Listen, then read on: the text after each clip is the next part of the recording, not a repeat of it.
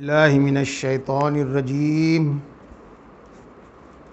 بسم اللہ الرحمن الرحیم والنجم اذا ہوا ما ضل صاحبکم وما غوا وما ينطق عن الہوا ان هو الا وحی یوحی علمہ شدید القوی ذو مرۃ فاستوی وهو بالأفق الأعلى ثم دنا فتدلى فكان قاب قوسين أو أدنى فأوحى إلى عبده ما أوحى ما كذب الفؤاد ما رأى أفتمارونه على ما يرى ولقد رآه نزلة أخرى عند سدرة المنتهى عندها جنت الماوى اذ یغشی السدر ما یغشی ما زاغ البصر وما طغى لقد رأى من آیات ربه الکبریٰ افرأیتم اللات والعزیٰ ومناة الثالثة الأخرى صدق اللہ العظیم۔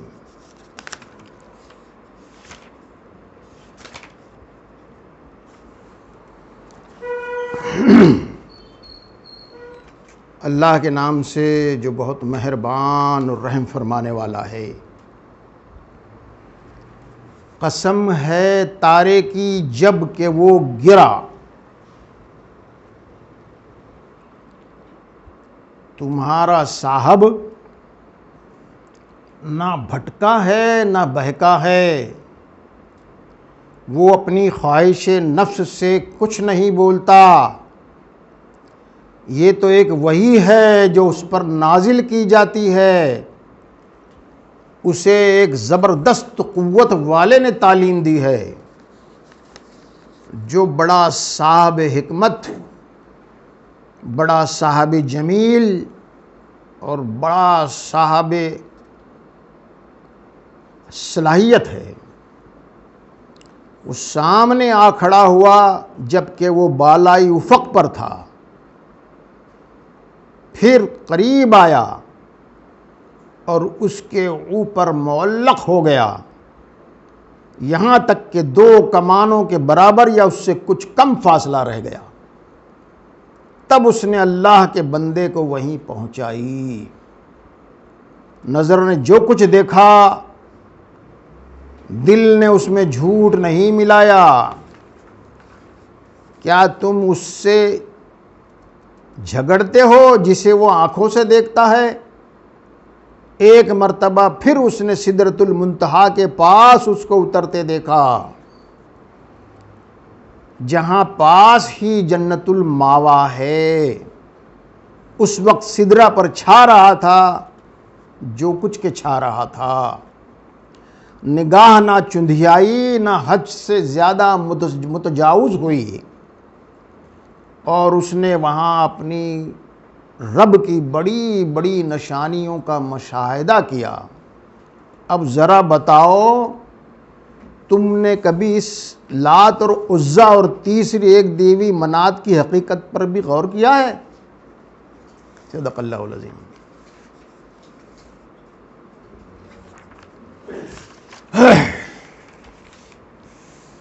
بھائیو، عزیز نوجوانوں، خواتین، سورہ نجم کی 20 آیتیں میں نے آپ کے سامنے تلاوت کی ہے۔ 2 الفاظ کی آیتیں ہیں، کبھی 3 الفاظ ہیں۔ سورہ نجم اور سورہ تکویر، یہ دونوں صورتیں جو ہے قرآن پاک کی بہت ڈیفیکلٹ صورتیں ہیں، اور اس کے مفہوم کے، اس کے اصل مفہوم تک یا اس کی گہرائی تک جو پہنچنا ہے وہ کسی انسان کے بس میں نہیں ہے۔ بہت بڑے بڑے دماغ اس پر برسوں غور و فکر کرتے رہے ہیں، عظیم ترین شخصیات گزری ہیں، صحابہ کرام، پھر اس کے بعد تابعین، مفسرین، امام رازی، طبری، سب نے اس پر بہت بہت سال صرف کیے، لیکن یہ اس کا پورا ادراک اور پورا فہم جو ہے وہ کسی انسان کے بس میں نہیں ہے. یہ انسانی عقل کے ماورا چیزیں ہیں، اور اس دنیا کی چیزیں ہیں یہ، جس کے بارے میں اللہ تعالیٰ فرماتا ہے کہ اس کا علم تم کو بہت تھوڑا دیا گیا ہے. اس تھوڑے علم کی بنیاد پر ہی مفسرین نے بہت اس پر اپنے ذہن کی کاوشیں صرف کی ہے. اسی وجہ سے ان کے تفہیم کے میں اور ان کے ترجمے میں بھی اور ان کے تفسیر میں بھی بہت اختلافات پائے جاتے ہیں فہم کے مطابق. اور اس کا پس منظر یہ ہے، یہ 5ویں سال نبوت کے آغاز میں یہ سورہ نازل ہوئی ہے. اس سورہ کے نزول سے پہلے نبی پاک صلی اللہ علیہ وسلم نے اذن عام یعنی عام قسم کی دعوت نہیں دی تھی، بلکہ پرسن ٹو پرسن دعوت کا کام آپ کرتے رہے ہیں اور لوگوں تک بتاتے رہے ہیں. قرآن کی آیتیں ہی سب سے زیادہ مضبوط رہی ہے آپ کا سہارا، اور لوگوں کے دلوں پر قرآن کی آیتوں ہی کے اثر ہوتے رہے ہیں.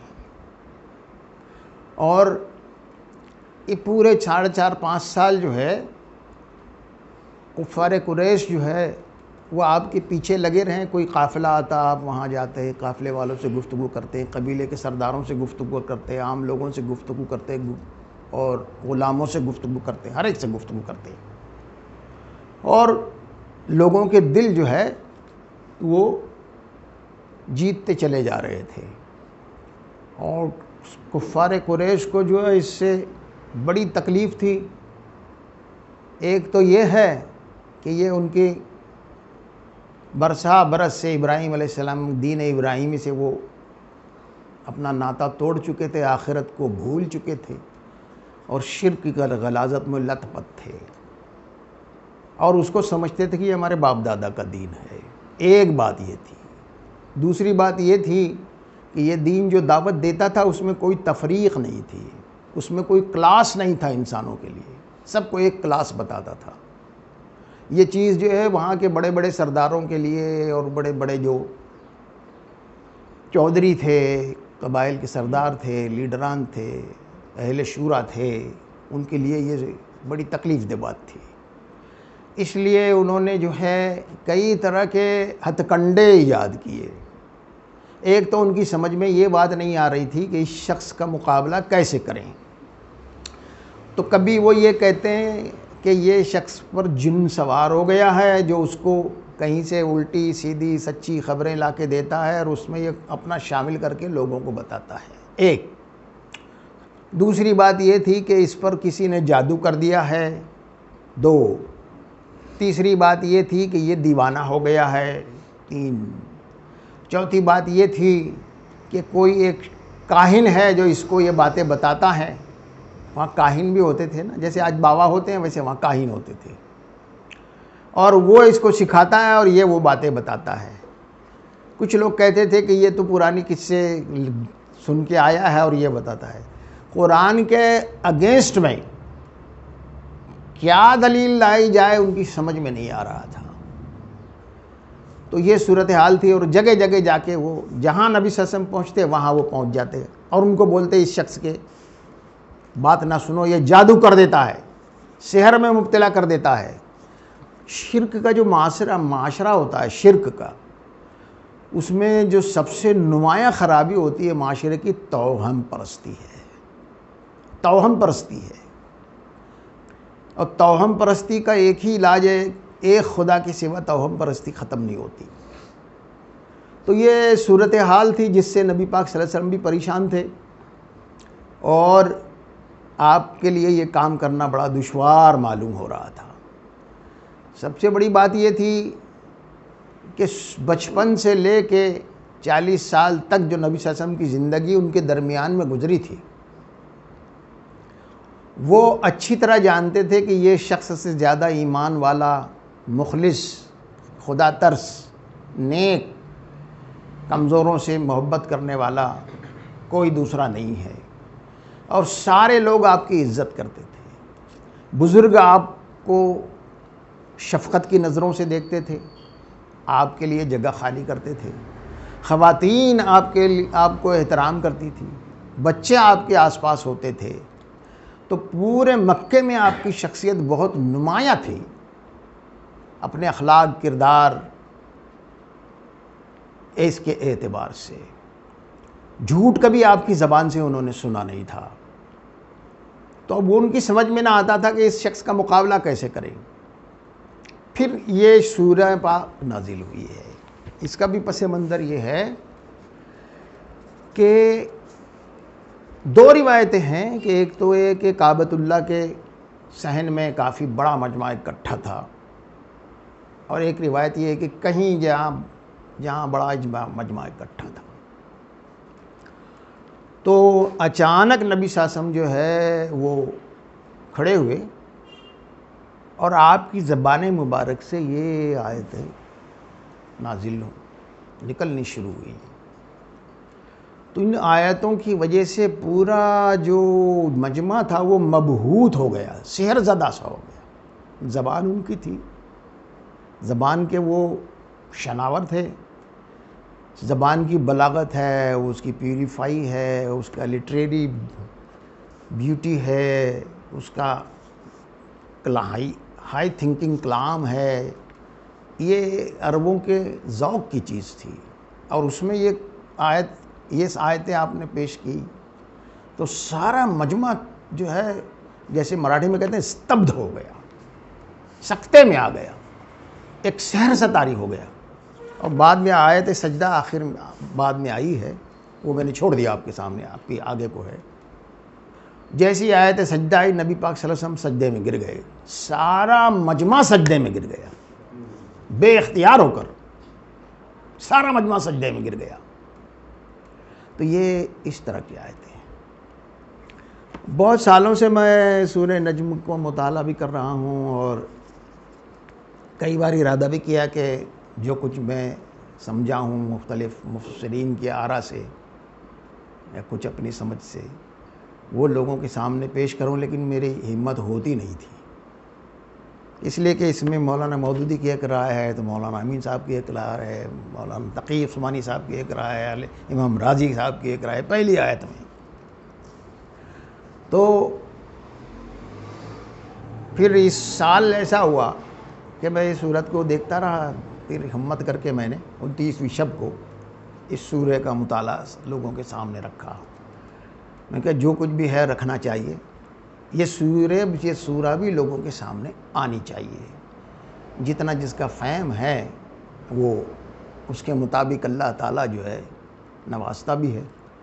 اور قرآن میں جتنی کوشش انسان کرے گا تو اللہ تعالیٰ کی طرف سے اس کی مدد آتی ہے، اور اللہ تعالیٰ جو ہے انسانوں کو اس سے نوازتا ہے۔ ایک بڑی معروف مشہور حدیث ہے کہ صحابہ کرام جو ہے ان کا معمول تھا کہ وہ مسجد نبوی میں حلقہ قائم کر کے قرآن کی صورتوں کا مطالعہ کرتے تھے، ایک ایک صورت کو ڈسکس کرتے تھے، آپس میں گفتگو کرتے تھے، یہ ان کا معمول تھا۔ اور وہاں ایک ستون تھا، اس کے ساتھ لوگ ایسا گول حلقہ بنا کے بیٹھا کرتے تھے۔ عرصے دراز تک یہ مجلس قائم رہی، نبی صلی اللہ علیہ وسلم کے زمانے سے لے کے حضرت امیر معاویہ کے زمانے تک۔ اس میں بیچ میں ڈسٹربنس ہو گیا تھا جب مروان بن حکم وہاں کا گورنر تھا امیر معاویہ کے زمانے میں، اس نے اس مجلس کو برہم کر دیا تھا، جس پر حضرت امیر معاویہ نے اس کو بڑا سخت خط لکھا تھا کہ لعنت ہے تمہاری گورنری پر، اور تمہاری اس پر تم نے جو ہے ایک اچھی روایت کو برہم کر دیا، تم بڑے لعنتی انسانوں کو، سخت الفاظ استعمال کیے تھے۔ حضرت امیر معاویہ بھی جب اپنے زمانے میں آتے تو اس مجلس میں شریک ہوا کرتے تھے۔ اس مجلس میں نبی صلی اللہ علیہ وسلم کے زمانے میں حضرت عبداللہ بن عباس، عبداللہ بن مسعود، عبداللہ بن عمر بن العاص اور عبداللہ بن ابی بن کعب، بڑے بڑے لوگ، حضرت ابو بکر، حضرت عمر، یہ لوگ شریک ہوتے تھے. نبی صلی اللہ علیہ وسلم کی غائب آنے میں بھی یہ مجلس ہوتی تھی. تو تاریخ میں اس کا خاص مقام ہے اس مجلس کا, اور اس مجلس کو جو ہے ایک خاص نام دیا ہے اکابرین امت نے, وہ انجمن قلادہ.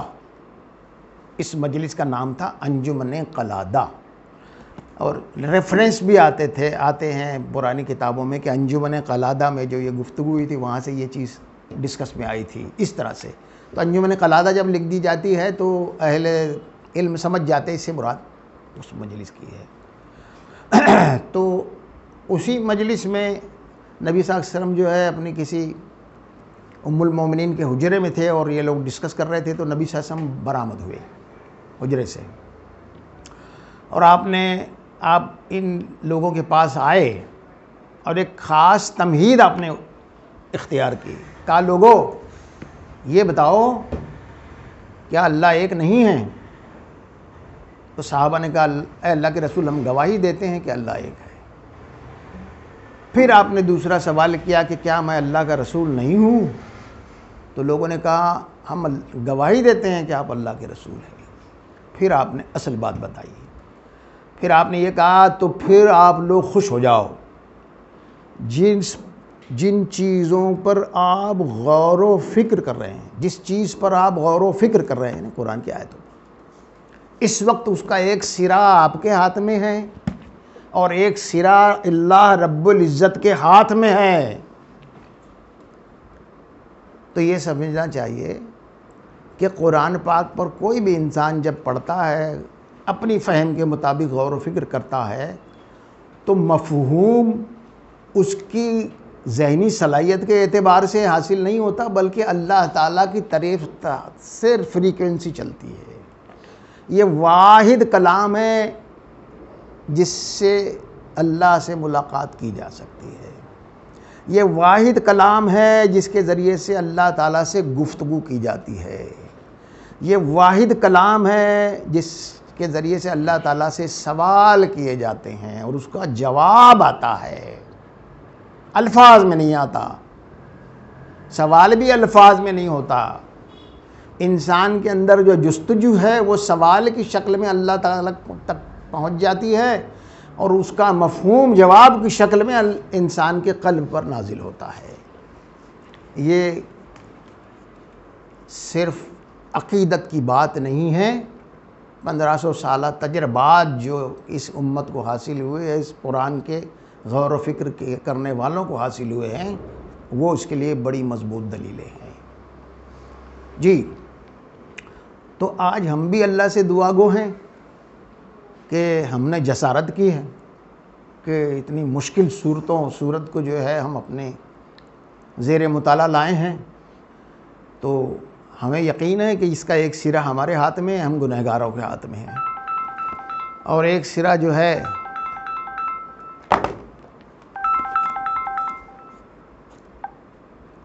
اللہ رب العزت کے ہاتھ میں ہے. تو ہمیں اللہ تعالیٰ وہ نوازے جو اس نے اپنے صالح بندوں کو نوازا تھا, اور ہم پر بھی وہ عنایت فرمائے جو اس کے صالح بندوں پر اللہ تعالیٰ نے عنایت فرمائی ہے. تو پہلی آیت مبارکہ ہے وَالنَّجْمِ اِذَا ہَوَا, قسم ہے تارے کی جب وہ گرتا ہے. اس میں تفسیر میں پہلے میں روایت بتا دیتا ہوں.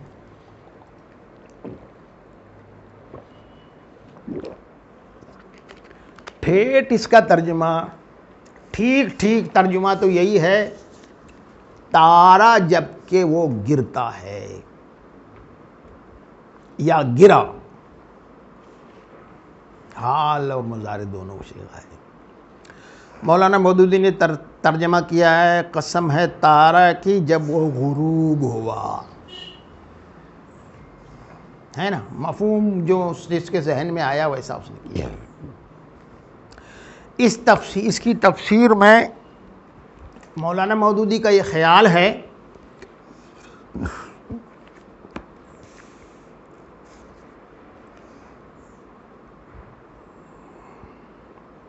کہ جب تارے ڈوبتے ہیں تو صبح نمودار ہوتی ہے. تو گویا اب 600 سال بغیر وحی کے گزرا ہے زمانہ، اور کچھ وحی کی چیزیں تھی، خدائی ہدایت دنیا میں موجود تھی، تو وہ ایسی تھی جیسے رات میں تاروں کی روشنی ہوتی ہے، پوری نہیں تھی. لیکن تارے جب غروب ہو جاتے ہیں تو پھر سورج نکل آتا ہے. اس سے مراد یہ ہے کہ اب واضح ہدایت، بین ہدایت سورج کی روشنی کی طرح نکلنا شروع ہو گئی ہے نبی صلی اللہ علیہ وسلم کی بعثت کے ساتھ اور قرآن کے آیتوں کی نزول کے ساتھ. تو وہ چور جلا گیا. اور اللہ تعالیٰ قسم جب کھاتا ہے، دیکھیے ہم قسم کھاتے ہیں تو ہم اپنی کسی عظیم چیز کی قسم کھاتے ہیں، جیسے اللہ تعالیٰ کی قسم کھاتے ہیں. اللہ تعالیٰ کے لیے تو کوئی عظیم نہیں ہے کائنات میں. تو اللہ تعالیٰ جب قسم کھاتا ہے تو بطور گواہ کے اس قسم کھاتا ہے، بطور دلیل کے قسم کھاتا ہے، بطور ایگزامپل کے قسم کھاتا ہے. تو یہاں مولانا مودودی نے یہ تفسیر کی ہے.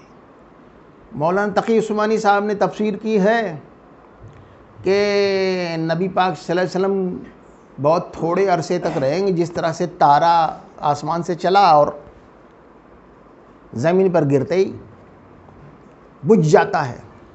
تو یہ اس سے تم ان سے فائدہ اٹھا لو، بہت تھوڑا عرصہ رہیں گے. پچھلے انبیاء کی طرح 900 سال 700 سال 300 سال ایسا نہیں رہیں گے. تو یہ بات تقی عثمانی صاحب نے لکھی ہے، اور بھی کئی لوگوں نے یہ اس طرح کی تفسیر کی ہے. لیکن ٹھیٹھ ترجمہ تو اس کا یہی ہے، گرنا ہے، تارے کا گرنا ہے. تو ایک بہت عرصے تک میں بھی سوچتا رہا کہ لفظ تو تارا یہ ہے. تو مولانا اسحاق صاحب ایک مولانا مودودی کے ساتھیوں میں سے تھے، وہ یوٹیوب پر ان کے تقریریں آتی رہتی، جی مولانا اسحاق صاحب. تو ان کی جو رائے تھی وہ مجھ کو زیادہ مناسب لگی. انہوں نے یہ کہا کہ آسمان سے جب آگے جو اندیشے، آگے جو ان کی کسی کو یہ جھوٹ بولتا ہے، کوئی اس کو سکھاتا ہے، جن سکھاتا ہے، فرشتہ سکھاتا ہے، یہ اپنی ملا کے بولتا ہے، اس طرح کی جو باتیں آئی ہیں اس پر تارا گرنے کی قسم کھائی گئی ہے. اللہ تعالیٰ نے بطور دلیل کے کھائی ہے قسم. تو مراد اس سے یہ ہے کہ اس سے تین نبوت میں سورہ جن نازل ہوئی ہے. نبوت تین سالہ نبوت کا دور میں سورہ جن نازل ہوئی، اور 5ویں سال یہ سورہ آئی ہے. سورہ جن میں بڑی تفصیل ہے، اس کی پورا واقعہ ہے کہ جنات جو ہے وہ گزر رہے تھے، نبی صلی اللہ علیہ وسلم قرآن پاک پڑھ رہے تھے تو انہوں نے پھر ہدایت حاصل کی، اور پورا ذکر آیا ہے اس میں. ایک چیز یہ آئی ہے کہ ان کا جنوں کا جو سردار تھا وہ یہ بولتا تھا کہ ہم پہلے آسمانوں میں کسی جگہ چھپ کر بیٹھ جاتے تھے، اور فرشتے جو چیز لے کر آتے تھے تو وہ آپس میں کچھ گفتگو کرتے تھے. فرشتے اس کے تعلق سے تھے، ہم یہ لے جا رہے ہیں، وہ لے جا رہے ہیں. تو اس سے ہم ایک اندازے لگا لیتے تھے، اور الٹا سیدھا پھر سچا جھوٹا بات لوگوں میں پھیلاتے تھے. لیکن ابھی ہم نے یہ دیکھا کہ آسمان جو ہے شہاب ثاقب سے بھرا ہوا ہے، جیسے تارا ٹوٹتا ہے، شہاب ثاقب ہوتا ہے. آپ لوگوں نے دیکھا ہے یا نہیں معلوم نہیں، میں نے بچپن میں دیکھا ہے، جب کھیت ویت میں سوتے تھے تو کبھی 2 بار تو میں نے دیکھا ہے تارا ایسا ٹوٹ کے زمین پر گر جاتا تھا. آپ لوگوں کا کوئی مشاہدہ ہے کہ نہیں مجھے نہیں معلوم. تو اللہ تعالیٰ کا نظام جو آیا ہے اس میں وہ یہ ہے کہ آسمان میں وحی جب اترتی ہے تو لوح محفوظ سے بیت العزت میں جبریل علیہ السلام کے حوالے کی جاتی ہے، جس میں کروڑوں فرشتوں کا ایک جتھا ہوتا ہے.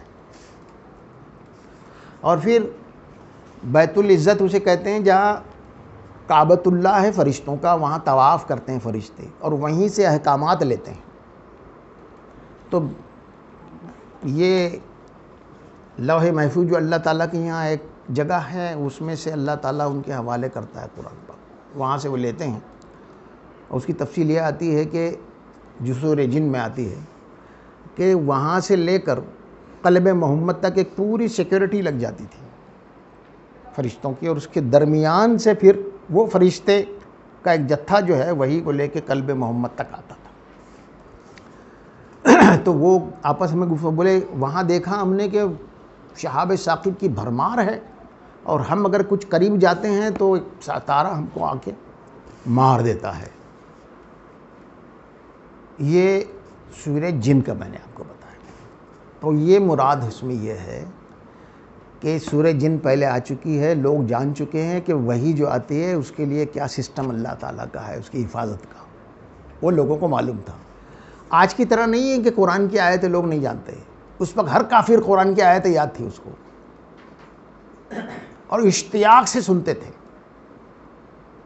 اشتیاق سے سنتے تھے. حتیٰ کہ ابو جہل اور ان کا ایک ساتھی بھی جو تھا وہ رات کے اندھیرے میں چھپ کے قرآن پاک سننے جاتے تھے جب نبی صلی اللہ علیہ وسلم اپنے صحن میں یا حضرت ابوبکر اپنے صحن میں رات میں نماز پڑھتے تھے. ایک بار دونوں ٹکرا گئے تو دونوں نے ایک دوسرے اپنے آپ پر لعنت کی، ہم دین میں مخالفت کرتے ہیں اور رات کو اپنے ذوق کو قابو میں نہیں کر پاتے اور چلے جاتے ہیں سننے. تو اب وعدہ کیا کہ بھائی لات و عزا کی قدم ہم کل سے نہیں آئیں گے، یہ بہت بڑے شرم کی بات ہے ہمارے لیے.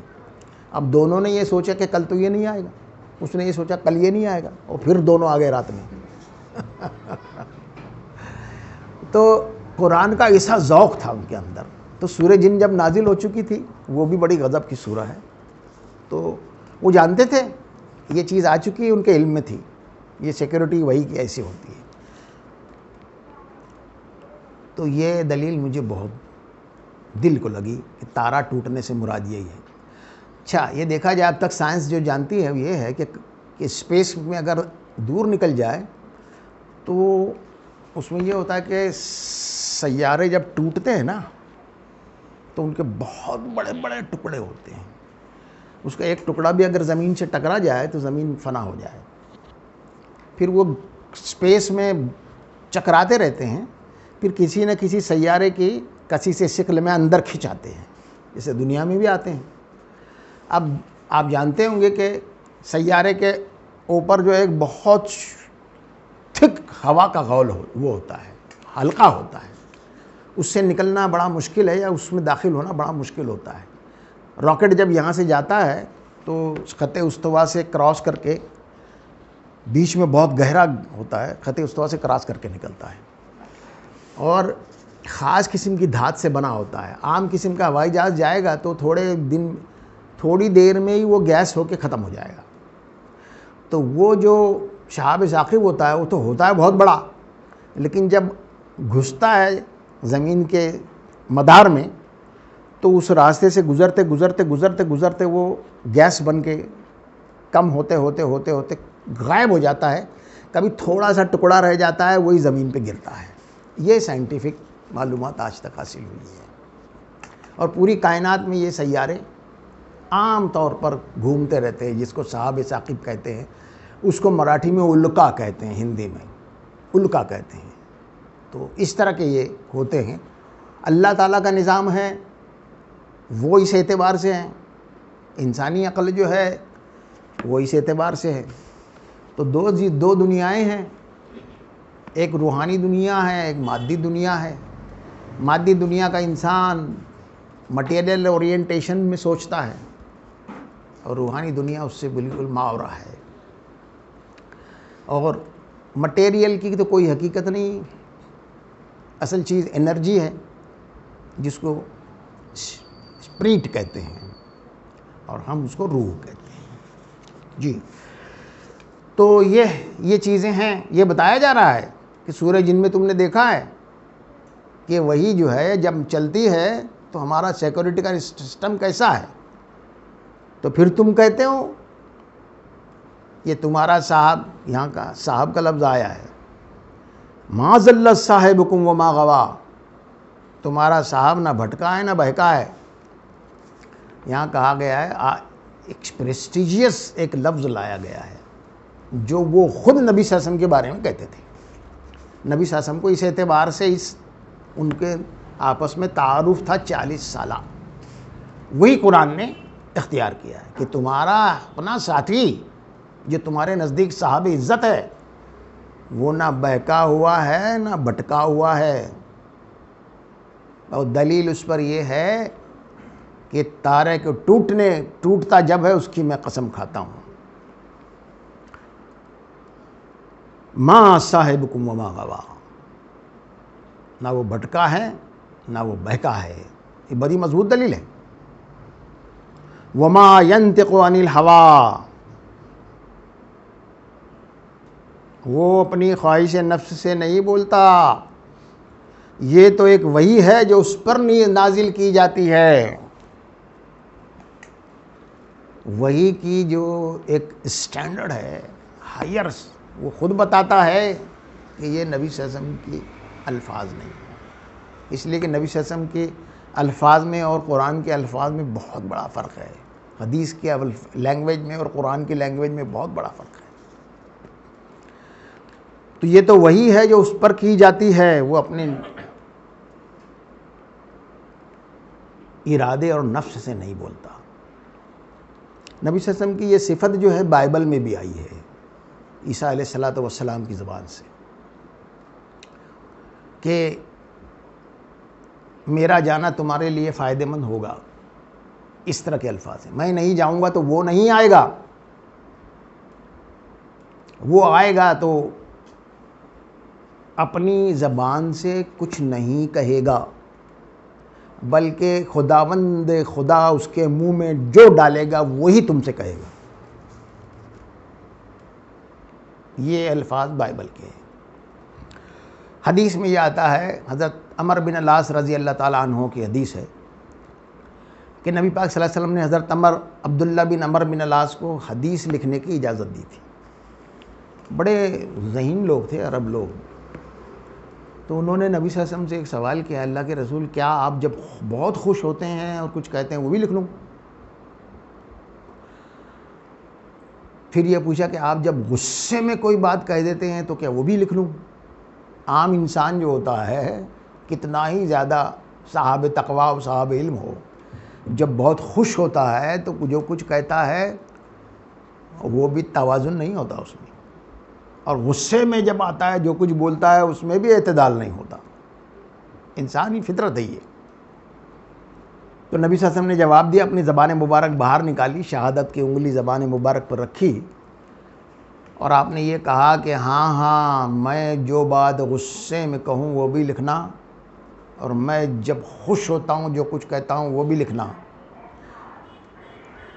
اس ذات کی قسم جس کے قبضے میں محمد کی جان ہے، اس زبان سے حق کے سوا کچھ نہیں نکلتا.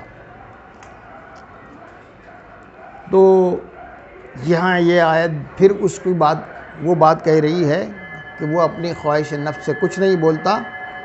یہ تو ایک وحی ہے جو اس پر نازل کی جاتی ہے.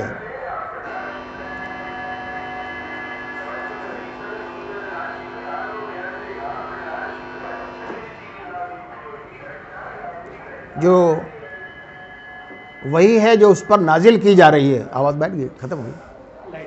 اچھا.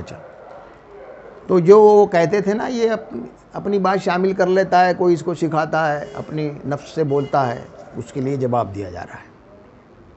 اب کہا جا رہا ہے اسے ایک زبردست قوت والے نے تعلیم دی ہے، شدید القوا. اصل میں عربی زبان جو ہے اس کا پورا زور نہیں آ پاتا اردو زبان میں، پوری طرح سے منتقل نہیں ہو پاتا. علمہ شدید القوا، اس کو ایک زبردست قوت والے نے تعلیم دی ہے. ذو مرۃ فاستوی، جو صاحب حکمت ہے. اب ذو مرۃ فاستوی جو ہے اس کا بھی صحیح ترجمہ نہیں آتا ہے. ذو مرۃ فاستوی وہ ہوتا ہے جو دیکھنے میں بھی دلکش اور حسین ہو، صلاحیتوں میں بھی اور دماغ کی قوتوں میں بھی، علم میں بھی اعلیٰ ترین ہو، اس کو کہتے ہیں. تو جبریل علیہ السلام تو بہت غیر معمولی تھے، لیکن ایسے نہیں تھے کہ جس کو بڑے راکشس کو دیکھ کے گھن آئے یا ڈر لگے، بلکہ حسین و جمیل تھے، اور عقل اور فہم کے اعتبار سے، اپنی ہر صلاحیت کے اعتبار سے بہت اعلیٰ ترین گراف رکھتے تھے. ذو مرۃ فاستویٰ وہو بالافق الاعلیٰ. یہ سب کی ایک بار بتاتا ہوں. وہ سامنے آ کھڑا ہوا جبکہ وہ بالائی افق پر تھا.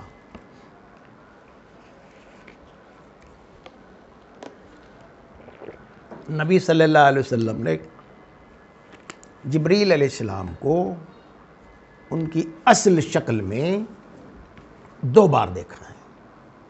ایک دونوں کا ذکر اس میں آیا ہے.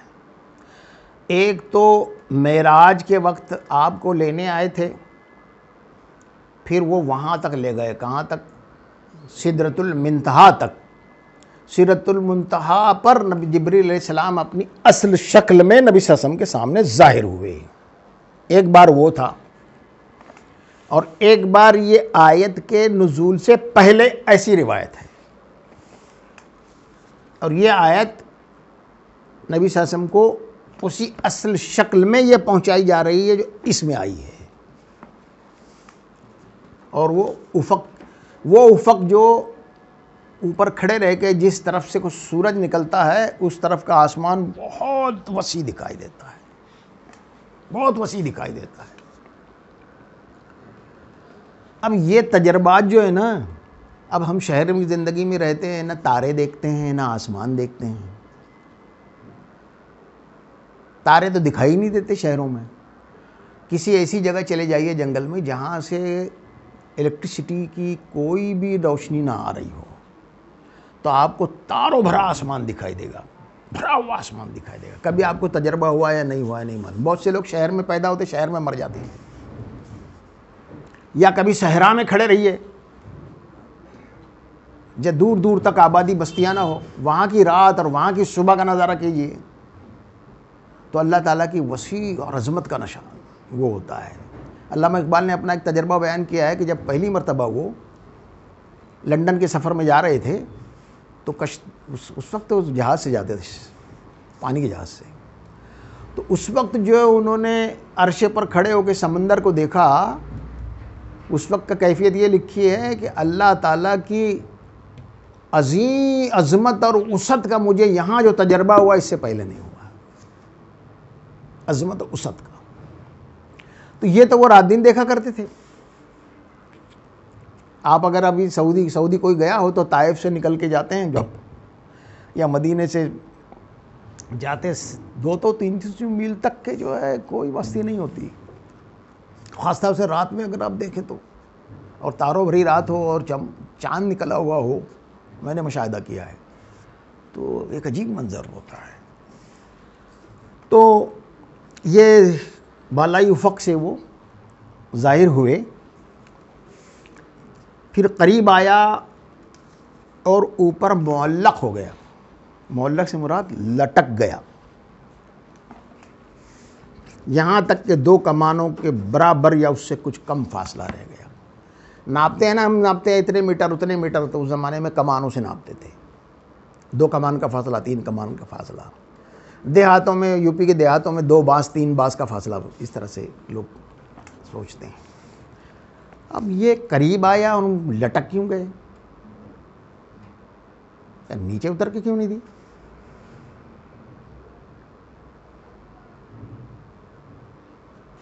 ہمیں کئی بار تو ایسا ہوا ہے کہ نبی پاک صلی اللہ علیہ وسلم کے پاس جبریل علیہ السلام انسانی شکل میں آئے ہیں, عموماً عشاء کے بعد. 2 مرتبہ کی تو روایت حدیث میں ہے. وہ بھی ایک خوبصورت صحابی تھے دحیہ کلبی, ان کی ملتی ہوئی شکل میں آتے تھے آپ کے پاس. تو کافی دیر بات کرتے تھے آپ سے. لوگ سمجھتے تھے کہ یہ دحیہ کلبی ہے جو سفر سے آئے ہیں اور گفتگو کر رہے ہیں, لیکن وہ جبرائیل ہوتے تھے. تو وہ لٹکنے سے کیا مراد ہے؟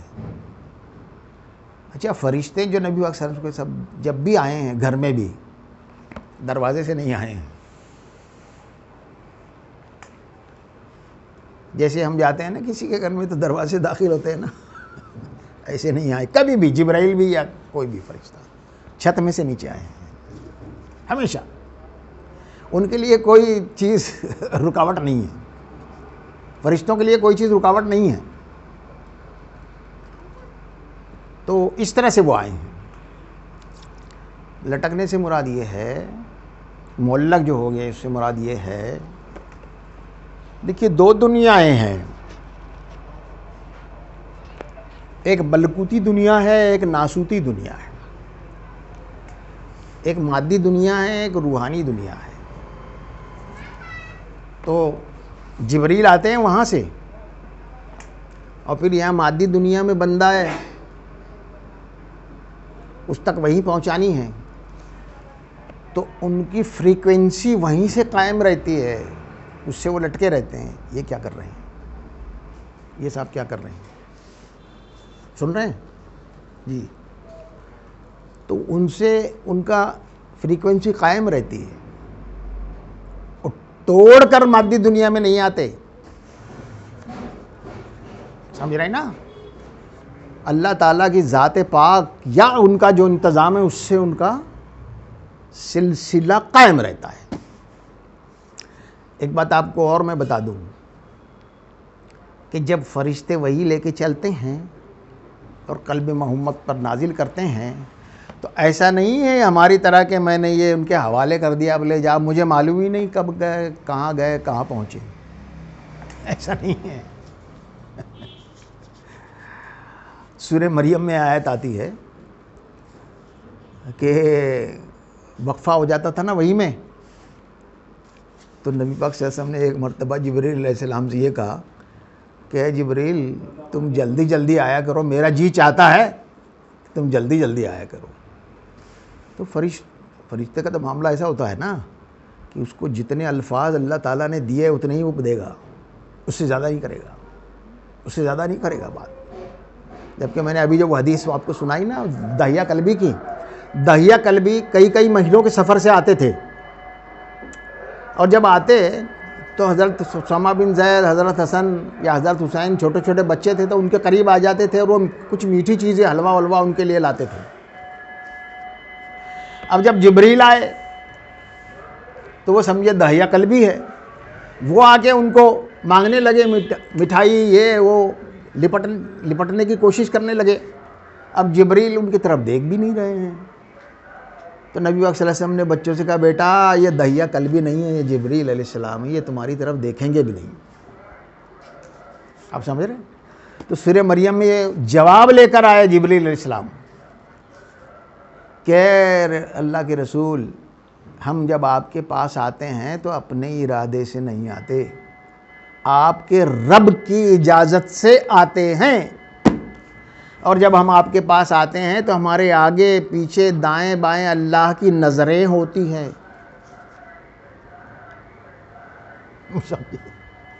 اللہ تعالیٰ بہت زبردست قوت ہے، ہمارے تصور سے بھی بہت کروڑوں گنا. تو جبریل کا تعلق جو ہے وہ لٹکنے سے مراد یہی ہے کہ روحانی دنیا سے تعلق کا رابطہ رہتا ہے، تب وہ وہی اپنے بندے پہ کرتا ہے. ایسا نہیں رابطہ توڑ کے کرتا ہو، وہ تعلق بتانے کے لیے ہے. وہ اس طرح سے آپ وہ دو کمانوں کے برابر فاصلہ رہ گیا. اچھا اس میں اور دو کمانوں کے بھی ایک تفصیل سن لیجیے جو سمجھ میں میری آئی ہے. اسے کھولو بھائی.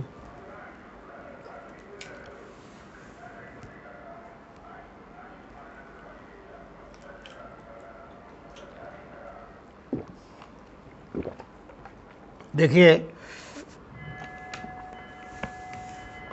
وہ جو چیز ہوتی ہے وہ فریکوینسی ٹچ ہوتی ہے نا. جیسے آپ یہاں سے پن ڈالیں گے نا اس طرح سے آ جائے گی. اچھا ایک چیز میں اور بتا دوں اس کی دلیل. جب غار حرا میں پہلی وحی لے کر آئے جبریل علیہ السلام، اقرا بسم ربک الذی خلق، خلق الانسان من علق، اقرا ربکم اکرم الذی علم بالقلم، علم الانسان ما لم یعلم. 5 آیتیں. تو جیسے ہی وہ داخل ہوئے انہوں نے نبی صلی اللہ علیہ وسلم سے کہا پڑھو، تو نبی صلی اللہ علیہ وسلم نے کہا عاجزی کا اظہار کیا، میں نہیں پڑھ سکتا. آپ کے لیے ایک نیا تجربہ تھا. پھر جبریل علیہ السلام نے آپ کو پکڑ کے زور سے دبایا، پھر چھوڑ دیا، کہا اب پڑھو. تو نبی صلی اللہ علیہ وسلم نے کہا میں پڑھ نہیں سکتا. پھر پکڑ کے اپنی بہت زور سے دبایا سینے سے، پھر چھوڑا، پھر کہا اب پڑھو. نبی صلی اللہ علیہ وسلم پھر عاجزی کا اظہار کیا. تیسری مرتبہ آپ کو پکڑ کر دبایا اور جب چھوڑا تو پھر آپ کی زبان سے فوراً نکلا اقرا بسم ربک الذی خلق خلق الانسان من علق اقرا وربکم اکرم الذی علم بالقلم. یہ دبانے سے کیا مراد؟ وحی کے ایکسیپٹنس کے لیے جو روحانی قوت درکار ہے اس کے لیے برسا برس تک نبی کی تربیت کی جاتی ہے. برسا برس تک ابراہیم علیہ السلام جو ہے غور و فکر کرتے رہے. بڑا لمبا پروسیجر ہے وہ. سید سلیمان ندوی رحمۃ اللہ علیہ نے اپنے سیرت النبی میں لکھا ہے کہ تارے کو دیکھا، پھر چاند کو دیکھا، پھر سورج کو دیکھا. یہ ایک دن کی بات نہیں ہے، 2 دن کی بات نہیں ہے، لمبا پروسیجر ہے. غور و فکر کرتے رہے. اس کے بعد ان پر نبوت آئی ہے. اس کے بعد نبوت آئی. موسیٰ علیہ السلام کو 8 یا 10 سال شعیب علیہ السلام کی تربیت میں رکھا. بتایا بھی نہیں، نہ شعیب علیہ السلام نے بتایا میں نبی ہوں، نہ ان کو بتایا گیا کہ تم نبی ہونے والے ہو. 8 یا 10 سال ان کی تربیت میں رہے. جب اپنے بچے کے ساتھ جانے لگے تو پھر وہی آئی. تو یہ معمولی بات نہیں ہے وہی کا ایکسیپٹنس کو حاصل یہ پیدا کرنا. عام انسان پر اگر وہی آ جائے تو وہ ایک دم بلاسٹ اس کی باڈی کا ہو جائے گا. اور نبی پاک صلی اللہ علیہ وسلم پر ایک براہ راست وہی آتی تھی. اس میں 2 رائے، کوئی کہتے تھے جبریل لاتے تھے، کوئی کہتے تھے براہ راست وہی. اس کو حدیث میں آتا ہے سلسلۃ الجرس. اس وحی کا نام کیا ہے؟ سلسلۃ الجرس، گھنٹی کی مسلسل آواز. وہ وحی جب نبی صلی اللہ علیہ وسلم پر آتی تو نبی صلی اللہ علیہ وسلم کا چہرہ ایک دم سرخ ہو جاتا اور دباؤ اتنا ہوتا کہ آپ کی گردن دھلک جاتی. اور حضرت عائشہ فرماتی ہے کہ شدید سردی میں نبی صلی اللہ علیہ وسلم کی پیشانی پر پسینے کے قطرے نمودار ہو جاتے اور ٹپکنے لگتے تھے. وہ کیفیت جب ختم ہو جاتی تو نبی صلی اللہ علیہ وسلم اپنی سر اٹھاتے اور آپ کی زبان سے وہی ادا ہو جاتی ہے. اس کو سلسلۃ الجرس کہتے ہیں. اس میں حضرت زید بن ثابت جو کاتب وحی تھے، زیادہ کتابت انہی سے قرآن پاک کی ہوئی ہے. ان کی گود میں سر رکھ کے نبی صلی اللہ علیہ وسلم لیٹے ہوئے تھے اور وہ وحی آ گئی. تو انہوں نے یہ کہا کہ مجھے ایسا معلوم ہوا کہ میری جان نکل جائے گی یا میرے پیر ٹوٹ جائیں گے دباؤ کی وجہ سے. پھر وحی کا کیفیت ختم ہوئی تو معاملہ ٹھیک ہوا. دہیہ کلبی جو صحابی اس کا ذکر میں نے کیا ہے، ان کو اشتیاق تھا کہ وہ اس کیفیت کو دیکھیں، چونکہ باہر رہتے تھے زیادہ. تو ایک مجلس میں وہ بیٹھے ہوئے تھے، ان کی ران پر نبی صلی اللہ علیہ وسلم کی ران تھی اور یہ وحی آ گئی. تو انہوں نے کہا ہے مجھے لگا کہ اب میری ران کی ہڈی ٹوٹی.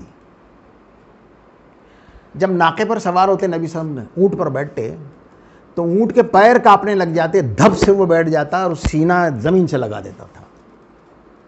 اتنا دباؤ ہوتا ہے وحی میں. اس میں نبی صلی اللہ علیہ وسلم فرماتے ہیں، پوچھا گیا سوال کہ یہ وحی کیسے ہوتی ہے جو آپ پر اتنی دباؤ رہتا ہے؟ تو نبی صلی اللہ علیہ وسلم نے فرمایا کہ سب سے پہلے مجھے جو ہے ہلکی سی گھنٹی کی آواز آتی، ٹن ٹن ٹن ٹن ٹن. اب میں ٹن ٹن کہہ رہا ہوں، پتہ نہیں کیا آتی. اس وقت تو یہی جرس کہتے ہیں گھنٹی کو، سلسلہ کہتے ہیں مسلسل. تو گھنٹی کی آواز آتی تھی. اچھا، اس میں ایک حدیث اور ہے. حضرت ابوبکر عمر وہاں ہوتے تو ان کو ایسے آواز آتی جیسے جو مچھر پتنگا بھن بنا رہا ہے. وہ یہ فرماتے تھے کہ ہمیں اس کیفیت میں جب ہم نبی صلی اللہ علیہ وسلم کے قریب تھے تو ہم کو ایسے آواز آ رہی تھی جیسے کوئی پتنگا بھن بنا رہا ہے. نبی صلی اللہ علیہ وسلم فرماتے کہ مجھے شروع میں ایسی آواز آتی، وہی سے پہلے سے ایسی آواز آتی جیسے گھنٹی ہلکی ہلکی بج رہی ہو، وارننگ جیسی کوئی کیفیت ہوگی. یہ دونوں آوازوں کا فرق کیوں ہے؟ دونوں حضرات کی اور نبی صلی اللہ علیہ وسلم کی آوازوں کا فرق کیوں ہے؟ روحانی گراف کا فرق ہے. تو یہ اللہ تعالیٰ کی اس دنیا کی باتیں ہیں جو ہمیں تک اس کے ذریعے پہنچی. تو تب اس نے اپنے اللہ کے بندے کو وہی پہنچائی. جبریل علیہ السلام کی جو اصل شکل کے بارے میں جو نبی صلی اللہ علیہ وسلم نے فرمایا ہے کہ میں نے دیکھا ہے کہ پورا یعنی 600 پر تھے. جبریل علیہ السلام کے 600 پر تھے نبی صلی اللہ علیہ وسلم کے الفاظ میں، اور صرف ایک پر سے پورا آسمان ڈھکا ہوا تھا. اللہ تعالیٰ نے ایسے دکھایا. اصل تو نہیں معلوم، انسانی عقل اس کے فہم اور اس کے تجربے کے اعتبار سے اللہ تعالیٰ دکھاتا ہے تمثیل کے معاملے. جیسے جبریل علیہ السلام جو ہے ایک گھوڑے کی شکل کا جانور لائے تھے نا، آپ کو بٹھا کر لے گئے تھے مسجد اقصیٰ. اس دور میں کوئی نبی ہوتے تو ہوائی جہاز آتا یا ہیلی کاپٹر آتا. تو انسانی تجربہ انسانی عقل کے اعتبار سے اللہ تعالیٰ نے کلام بھی کیا ہے، ایگزامپلس بھی دیے ہیں، اور اس کے قریب قریب مثالیں بھی دی ہیں تاکہ انسان اس کو سمجھ سکے. ورنہ انسان کیا ہے؟ تو یہ بات ہے اس میں. یہ 600 پر یہ اس سے بہت زیادہ جبریل علیہ السلام کی قوت تھی. یہ قوت تھی کہ ایک پورے سیارے کو یا ستارے کو اٹھا کے پٹک سکتے تھے ایک پر سے. فرشتے میں اتنی طاقت ہوتی ہے کہ وہ ہماری دنیا یا کوئی بھی بڑا ستارہ ہے اس کو اٹھا کے زمین یعنی دے مار سکتا ہے، فنا کر سکتا ہے. ایک فرشتے میں اتنی طاقت ہوتی ہے کہ دونوں پہاڑوں کو آپس میں ٹکرا دے رہے. جیسے وہ فرشتہ آ گیا تھا نا طائف میں، دونوں پہاڑوں کو ٹکرا سکتا تھا. وہ پہاڑ دیکھیں آپ نے، طائف سے گئے، ابھی میں گیا ہوں، اس سے پہلے بھی گیا ہوں. عظیم کیا اونچے اونچے پہاڑ ہیں. تو اندازہ تو ہمیں انشاءاللہ موت کے بعد ہی ہوگا. اللہ ہمیں دکھائے گا، ہم گنہگاروں پہ اللہ رحم فرمائے گا، اور انشاءاللہ ہم دیکھیں گے. آگے وہی پہنچائی. نظر نے جو کچھ دیکھا دل نے اس میں جھوٹ نہ ملایا. اس کی بات کہی جا رہی ہے. اللہ تعالیٰ اپنے ان کے اوپر جو کیچڑ اچھالا گیا تھا نبی صلی اللہ علیہ وسلم کی ذات پر، جو آلودہ کر دیا گیا تھا نبی صلی اللہ علیہ وسلم کی ذات کو، جو الزامات تھوپ دیے گئے تھے نبی صلی اللہ علیہ وسلم کے اوپر، ان سب کو اس سورہ نے صاف کر دیا ہے. اور ایسے صاف کیا کہ آیت سجدہ میں نبی صلی اللہ علیہ وسلم کے ساتھ سارے لوگ گر گئے. صرف ایک تھا امیہ بن خلف، جو حضرت بلال کا آقا تھا اور حضرت بلال پر بہت ظلم کرتا تھا، اور پھر حضرت ابوبکر نے اس سے خرید کر آزاد کر دیا تھا حضرت بلال کو. پھر وہ بری طرح مارا گیا وہاں جنگ بدر میں. تو اس کو تو اس نے حضرت عبد الرحمن بن عوف سے اس کی کاروباری معاملہ تھا، تو کچھ دوستی وستی تھی. اس نے حضرت عبد الرحمن بن عوف سے اکیلے میں بات کر لی تھی کہ یار مجھے تم بچا لینا ہے نا، مجھے پناہ دے دینا تم، اور تم اگر مجھے اپنے اوپر لاد کے نبی صلی اللہ علیہ وسلم کے پاس لے جاؤ گے تو وہ مجھے معاف کر دیں گے. اور صحابہ بھی جانتے تھے کہ یہ گیا تو اس کو معاف نہ کر دے گا کہیں نہ اللہ کے رسول. تو حضرت عبد الرحمن بن عوف نے اس کو کندھے، گر گیا تھا زخموں سے، کندھے پہ اٹھایا اور نبی صلی اللہ علیہ وسلم کے پاس لے جانے لگے. تو حضرت بلال نے ان کی ٹانگوں کے بیچ میں سے جا کے اس کو قتل کیا، وہاں سے قتل کیا اس کو. تو حضرت عبد الرحمن بن عوف نے بعد میں کہا اللہ بلال پر رحم کرے، بولے کہیں اس کے علاوہ مجھے ہی نہ قتل کر دیتا. یہ بدر کا واقعہ ہے. تو اس نے سجدہ نہیں کیا، اس نے، لیکن اس نے بھی کیا کیا، نیچے کی مٹی اٹھا کے اپنے سر پہ لگا لی. وہ اکیلا واحد آدمی. تو یہ صاف اللہ کے نبی کو جو شخصیتیں تھیں نبی صلی اللہ علیہ وسلم کے لیے بڑی دکھ کی بات تھی.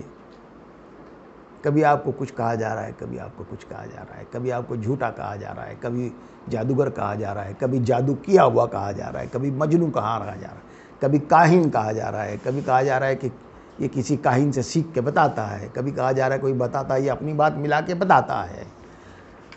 تو کتنی تکلیف دہ صورتحال ہوگی نبی صلی اللہ علیہ وسلم کے لیے، لیکن ان آیتوں نے نبی صلی اللہ علیہ وسلم کی شخصیت کو پوری طرح سے نکھار کے پیش کر دیا ہے اور ان پر دلیل قائم کر دی ہے، ان کے اوپر دلیل قائم کر دی ہے،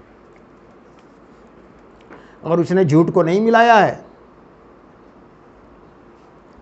آپ دیکھیں گے، یاد نہیں آ رہی مجھے سورہ، قرآن پاک کی ایک سورہ میں یہ ہے، بار بار یہ بات آ رہی تھی کہ اللہ کے رسول اپنی مرضی سے ملا دیتے ہیں، اس میں جو وہ آیت آئی ہے، اگر ہمارا یہ رسول ہماری وحی میں کچھ شامل کر دے تو تم دیکھو گے کہ اس کا داہنا ہاتھ پکڑ کے ہم اس کی رگے گردن کو کاٹ دیں گے۔ یہ قرآن کی آیت ہے، کسی کی فرشتے کی مجال نہیں ہے، کسی نبی کی مجال نہیں ہے۔ جی ہاں، سورہ الحاقہ میں کیا ہے، متین کیا ہے، ہاں وآخرنا بالوتین، جی سورہ حاقہ میں ہے، وتین کہتے ہیں رگے گردن کو۔ ہمارا رسول میں اس میں اگر کچھ ملا دے تو تم دیکھو گے کہ ہم اس کا داہنا ہاتھ پکڑ کے اس کی رگے گردن کو کاٹ دیں گے۔ تو نہ کسی رسول کی مجال ہے نہ کسی فرشتے کی مجال ہے۔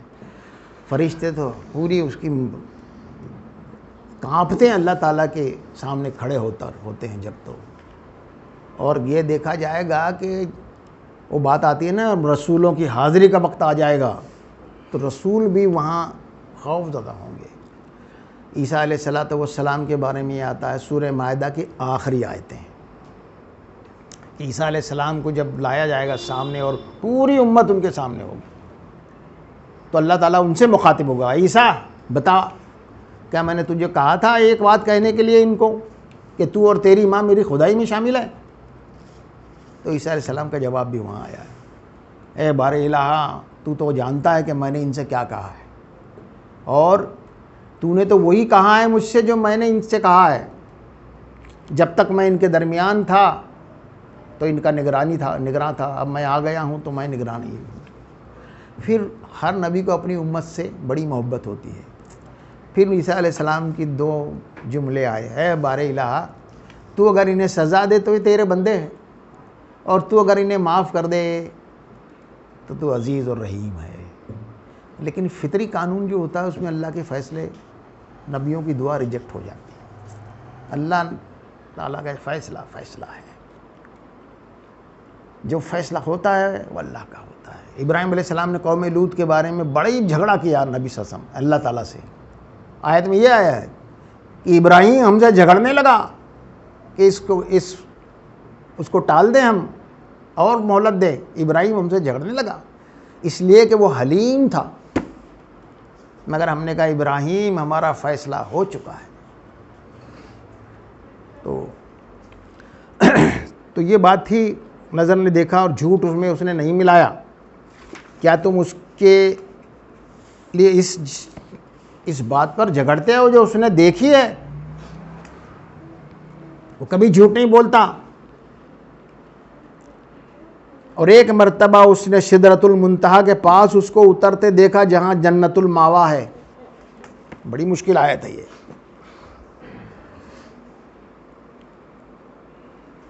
اس میں بھی کسی انسان کی بس میں نہیں ہے کہ اس کو پورا طرح سے سمجھ سکے۔ ایک مرتبہ اس نے، یہ ہے معراج کا واقعہ، پورے سب مسجد اقصیٰ کے بعد پھر آپ آسمانوں پہ لے گئے، جبریل علیہ السلام آپ کو ہر دروازے پر آپ نے اس کو لے گئے، پھر وہاں نبیوں سے ملاقات ہوئی، آخری پھر جنت دوزخ کا سارا منظر آپ کو دکھایا۔ پھر اس کے بعد ابراہیم علیہ السلام سے بیت العزت میں ملاقات ہوئی، کعبے کو ٹیک لگا کر ابراہیم علیہ السلام بیٹھے ہوئے تھے۔ پھر اس کے بعد آگے سدرۃ المنتہا ہے۔ سدرہ کہتے ہیں بیری کے درخت کو، منتہا کہتے ہیں انتہائی، وہاں پر جبریل علیہ السلام پھر اپنی اصل شکل میں نبی صلی اللہ علیہ وسلم کے سامنے ظاہر ہو گئے اور نبی صلی اللہ علیہ وسلم سے کہا کہ اب میری حد ختم ہو گئی، آگے آپ کو جانا ہے۔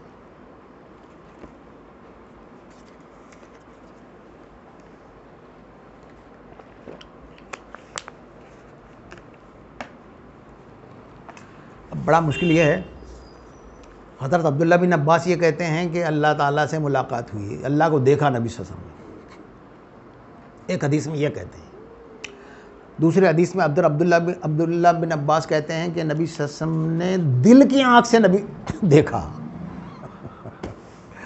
حضرت عائشہ رضی اللہ عنہ سے پوچھا گیا کہ بھئی یہ ایسا کہتے ہیں کہ اللہ تعالیٰ کو دیکھا گیا، تو حضرت عائشہ نے استغفر اللہ کہا، کوئی انسانی آنکھ اللہ کو نہیں دیکھ سکتی، یہ آنکھوں سے اللہ کو نہیں دیکھا جا سکتا۔ موسیٰ علیہ السلام نے ضد کی تھی تو اللہ تعالیٰ نے کہا لن ترانی، تو مجھے نہیں دیکھ سکتے ہو۔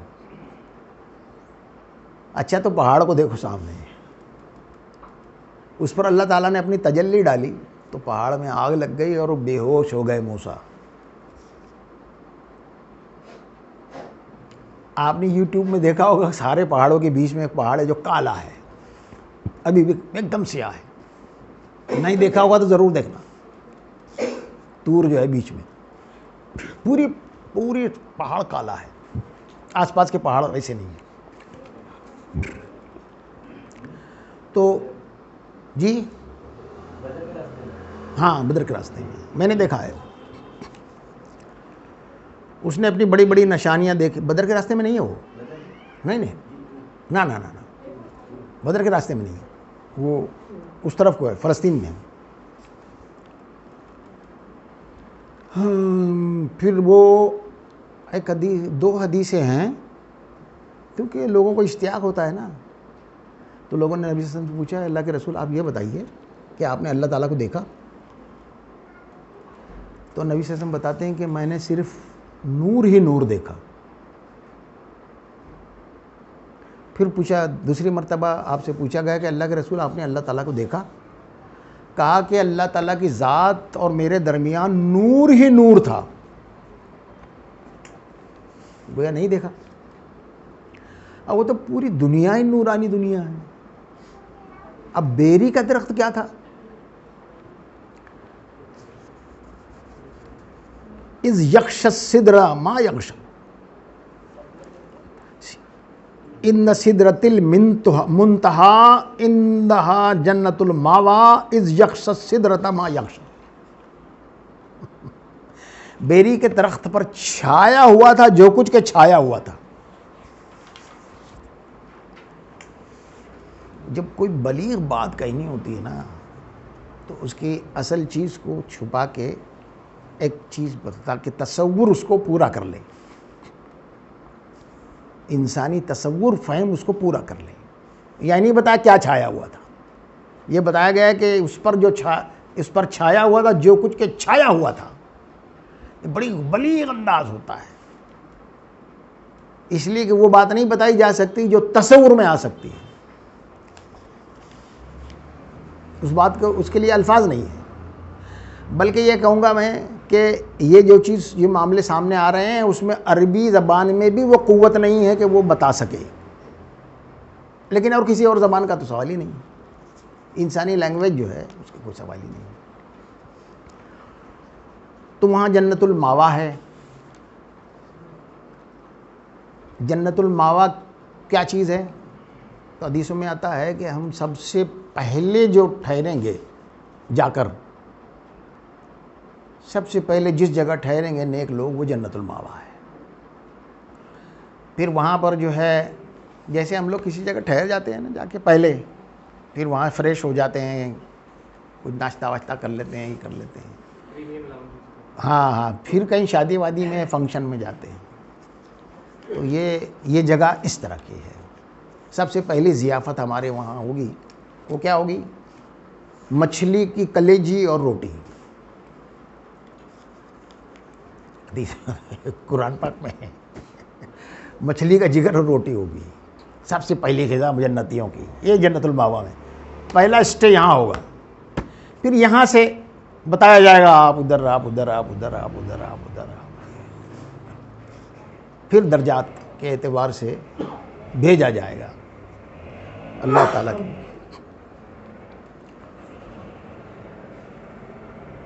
یکشا سدرتا، دیکھیے بیری کا درخت کیا چیز ہے کچھ سمجھ میں نہیں آتا. دیکھیے لوگوں نے اس پر بڑی عاجزی کا اظہار کیا، سب نے. اچھا روایتوں میں چیزیں آتی ہے کہ بیری کا درخت اتنا بڑا درخت تھا کہ پوری دنیا پر چھایا ہوا تھا. اس کے پتے ہاتھی کے کان کے جتنے تھے، چھوٹے پتے ہوتے ہیں نا لیکن ہاتھی کان کے، اور اس کے پھل جو ہے بڑے مٹکے جتنے ہوتے تھے. اس طرح کی روایتیں بھی آ گئی. لیکن بیری کے درخت کے ایک صاحب ہیں منکر حدیث، ان کا نام ہے غلام محمد پرویز صاحب. وہ تو گمراہ آدمی تھے، حدیثوں کا انکار کرتے تھے لیکن تھے بڑے صاحب علم آدمی. انہوں نے سدرا کا ایک مفہوم بتایا. کیا کہ جب سفر کرتے تھے صحراؤں میں یہ لوگ تو آندھی آتی تھی جس سے کہ پورا اندھیرا ہو جاتا تھا. ریت کو اڑا لے جاتی ہے نا، پورا اندھیرا کر دیتی. تو یہ صحرا میں جہاں تھوڑا سا کوئی جگہ ہوتی ہے جہاں کیکٹس بھی ہوتا ہے اور کچھ جگہوں پر بیری کا درخت ہوتا ہے، جھڑ بیریاں اس کو بولتے ہیں، کانٹے دار بیریاں اس کے درخت ہوتے ہیں جھنڈ سا جیسا. تو اتنی جگہ سے جب گیپ ہوتا ہے تو وہاں سورج کی روشنی پڑتی ہے تو وہ بہت ریفلیکٹ کرتا ہے. تو شاید وہی ایگزامپل یہاں عربوں کو سمجھانے کے لیے دیا گیا ہو، ایسا ان کا خیال ہے. واللہ عالم کیا ہے. لیکن یہ بیری کے درخت کا مسئلہ سمجھ میں نہیں آیا. ہو سکتا ہے یہی بات ہو، ان کے مشاہدے کے اعتبار سے سمجھایا گیا ہو. اس وقت سدرا پر چھا رہا تھا جو کچھ کسا رہا تھا، نگاہ نہ چندیائی نہ حج سے متجاوز ہوئی. ایسی غیر معمولی چیزیں ہوتی ہیں تو انسان اپنے حواس جو ہے نا وہ متاثر ہو جاتے ہیں، مبہوت ہو جاتا ہے انسان، اس ماحول میں مبہوت ہو جاتا ہے. لیکن نبی پاک صلی اللہ علیہ وسلم کے بارے میں یہ فرما رہا ہے اللہ تعالیٰ کہ ہمارے رسول کی نہ نگاہ چندیائی نہ حد سے زیادہ متجاوز ہوئی. ہوش حواس میں تھے آپ بالکل، اور بہت ہی صحت کے ساتھ پوری انسانی صلاحیت جو دیکھ کر اپنا نتیجہ اخذ کرتی ہے، پوری کام میں آپ لا رہے تھے، ہوش حواس میں تھے اور آپ اچھی طرح مشاہدہ کر رہے تھے. چندھیا جاتی ہے نا مطلب بہت روشنی میں، وہ نور ایسا نہیں ہوتا ہے جس سے آنکھیں چندھیا جائے. جیسے یہ بہت فوکس لائٹ ہو، اس کی طرف دیکھے تو آنکھیں چندھیاتی ہے، سورج کی طرف دیکھے تو چندھیاتی ہے نا. تو یہ نہ روشنی سے اس نور کا کوئی تعلق نہیں، اس نور کے لیے آنکھیں چندھیائی نہیں اور حد سے متجاوز بھی نہیں ہوئی. اس نے اچھی طرح مشاہدہ کیا اور جو کچھ اس کو حاصل کرنا تھا، اللہ کو جو دینا تھا وہ دے دیا اس کو. اور اس نے اپنے رب کی بڑی بڑی نشانیوں کا، ہاں اس نے اپنے رب کی بڑی بڑی نشانیاں دیکھی. لقد رأى من آیات ربہ الکبریٰ. کیا نشانیاں دیکھی؟ اصل میں یہ ہے کہ نبی پاک صلی اللہ علیہ وسلم نے جو کچھ وہاں دیکھا اور جو سمجھا، اس کو سمجھانے کے لیے کسی زبان میں الفاظ نہیں.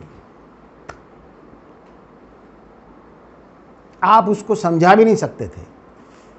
آپ دیکھے، آپ سمجھے، لیکن کوئی لینگویج اس پر قادر نہیں ہے، عربی زبان بھی اس پر قادر نہیں ہے کہ وہ الفاظ دے اور وہ آدمی سمجھائے. وہ اللہ کا رسول ہی جانتا ہے کیا مشاہدہ کیا. کسی انسان کو یہ مقام نہیں ملا ہے. ساری کائنات میں جو انسان آدم سے لے کے آخری زمانے تک آئیں گے، کسی کو اللہ تعالیٰ نے یہ مقام نہیں دیا. نہ دے گا. اور اللہ نبی صلی اللہ علیہ وسلم کو وہ فہم دیا, وہ ادراک دیا کہ آپ نے وہ سب جذب کیا. اس کے بعد کوئی نبی نہیں آنے والا, نہ کوئی انسان کو مشاہدہ ہو سکتا ہے. آپ اپنے جسمانی وجود کے ساتھ وہاں گئے تھے, محض خواب نہیں تھا وہ. ایسے خواب تو بہت سے لوگ دیکھ لیتے ہیں, آپ جسمانی وجود کے ساتھ گئے تھے وہاں پر. وقت رک گیا تھا. یہ ٹائم جو ہے نا, یہ بھی ٹیمپریری چیز ہے. ٹائم جو ہے ایک کریٹ کی ہوئی چیز ہے. ٹائم, وقت جس کو کہتے ہیں, اس کا پابند انسان ہے. اللہ تعالیٰ اور فرشتے کائنات اس کے پابند نہیں ہیں. وہاں کوئی وقت ہی نہیں ہے. وہ تو ہم کو راس المال کی طرح دیا گیا ہے, کیپٹل دیا گیا ہے وقت کریٹ کر کے. ہم نے موت اور زندگی کو پیدا کی تاکہ دیکھیں تم کیسے عمل کرتے ہیں. موت اور زندگی کے بیچ میں کیا ہے؟ وقت ہے. یہ وقت ہی دراصل ہمارے پاس کیپٹل ہے. اس وقت میں ہم اللہ کی مرضی کو حاصل کر کے وہاں کے لیے کوالیفائی ہو سکتے ہیں. سلیکشن کے لیے دنیا بنی ہے اللہ تعالیٰ نے. وہاں اس دنیا کے جو سٹیزنز ہیں ان کو یہاں سے سلیکٹ کرنا ہے, اور وہی لوگ پھر اس دنیا کا مشاہدہ کریں گے. اس وقت اللہ تعالیٰ کو اپنی ان آنکھوں سے دیکھیں گے. اللہ وہ صلاحیتیں انسانوں کو دے گا, جنت والوں کو, کہ اس کا اللہ تعالیٰ کو دیکھ سکیں گے. وہ دنیا کیا ہوگی, کیسی ہوگی, وہاں جا کے معلوم کریں گے. اللہ ہم پر رحم فرمائے گا. اب ذرا تم بتاؤ, تم نے کبھی اس لات, عزیٰ اور تیسری دیوی منات کی حقیقت پہ بھی کبھی غور کیا ہے؟ اب بتاؤ, یہ سب تمہارے سامنے ہے, یہ جو تم دیوی دیوتاؤں لات منات اور عزیٰ کو پوج رہے ہو, اس کی کیا حقیقت ہے اس کے سامنے؟ کبھی غور کیا ہے تم نے؟ وآخر دعوانا الحمدللہ رب العالمین. میرے بس میں جتنا تھا نا وہ میں نے آپ کے سامنے پیش کیا. اللہ تعالیٰ ہم سب کو اس دنیا میں وہ اعمال کی توفیق دے کہ اس کی مرضی کو حاصل کر کے ہم وہاں کے لیے کوالیفائی ہو جائے. اور اللہ تعالیٰ ہمیں رحم فرمائے ہمارے اوپر, ہمارے گناہوں کو معاف کرے, ہمارے درگزر کرے, دنیا میں اپنی مرضی پر چلائے, اور اس دنیا میں ہمیں یہ ساری چیزیں نوازیں جو اس کے صالح بندوں کے لیے ہیں. وآخر دعوانا الحمدللہ رب العالمین. کوئی سوال ہے؟